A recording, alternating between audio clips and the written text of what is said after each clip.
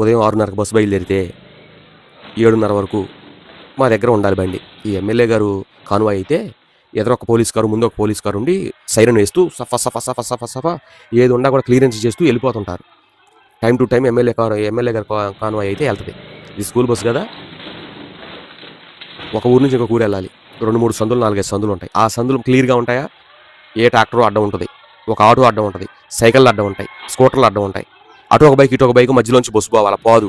ఈ బస్సులోంచి ఎవరో దిగి ఒక బండినన్నా పక్కన పెడితే అది సైడ్ నుంచి వెళ్తుంది. ఇటువంటి ఇబ్బందులన్నీ డ్రైవర్ టెన్షన్ పడుతుంటాడు. టైం ఏం తిరిగిపోతుంటుంది, బండి ముందుకు వెళ్ళడానికి ఇవన్నీ అడ్డం ఉంటూ ఉంటాయి. ట్రాఫిక్ జామ్ అవుతూ ఉంటుంది. అదొకటి.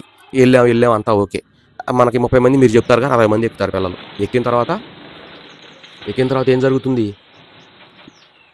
ఏం జరుగుతుందండి? ఓ పేరెంట్స్ వస్తారు. ఏమండి కాస్త ఒక్క నిమిషం లేట్ అయింది, మా అమ్మాయికి జడేస్తున్నారు, ఒక 10 నిమిషాలు వచ్చేస్తుందండి అంటారు.